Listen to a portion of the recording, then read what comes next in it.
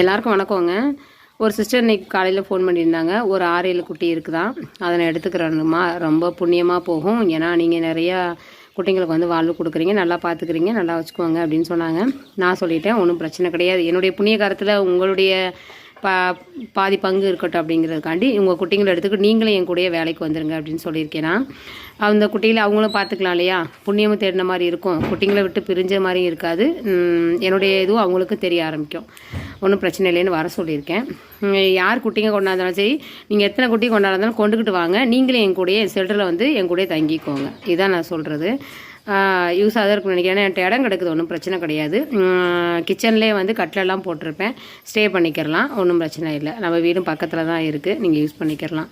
எப்படின்னு சொல்லிவிட்டு நீங்களே கொஞ்சம் எனக்கு கமெண்ட்டில் சொல்லுங்கம்மா. இத்தனை குட்டினாலும் எடுத்துகிட்டு வாங்க. அங்கே குட்டி கிடக்கு, இங்கே குட்டி கிடக்குது, 10 கிடக்குது, 5 கிடக்குது, ரொம்ப கஷ்டமாக இருக்குன்னு அழுகுறாங்க இல்லையா. எனக்கும் கஷ்டமாக தான் இருக்குது. நீங்களும் வந்துட்டிங்கன்னா எப்படியா இருந்தாலும் நம்ம ஆன்லைனில் வந்து நம்ம வீடியோ போட்டு கூட அமௌண்ட் கேட்டுக்கலாம். மக்கள்கிட்ட கொஞ்சம் ஹெல்ப் பண்ணுங்கள், எத்தனை பேர் இருக்காங்க அப்படின்னு சொல்லி கேட்டுக்கலாம்.